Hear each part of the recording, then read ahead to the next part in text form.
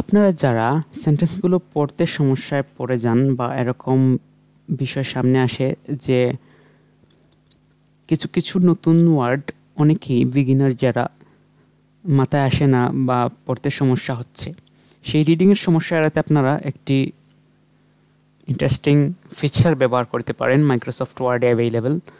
তো হয়তো আগের ভার্সনগুলোতে আছে কিনা আমি জানি না, মানে আমি যেটি ব্যবহার করছি 2021 এটি থেকে আসলে এই অপশনটি আমি নিজে লক্ষ্য করেছি, এর আগে থাকলেও আমি জানি না ঠিক।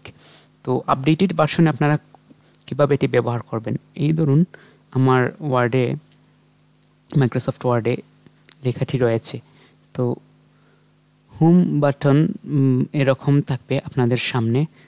আপনারা এই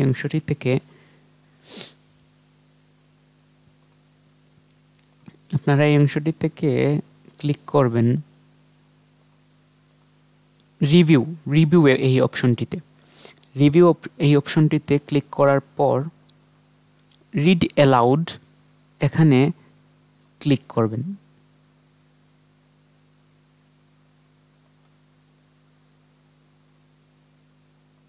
সিলেক্ট করে read aloud. A statement of purpose, SOP, for a master's program in Canada is a crucial part of your application that allows you to showcase your academic background, professional experience, and future goals.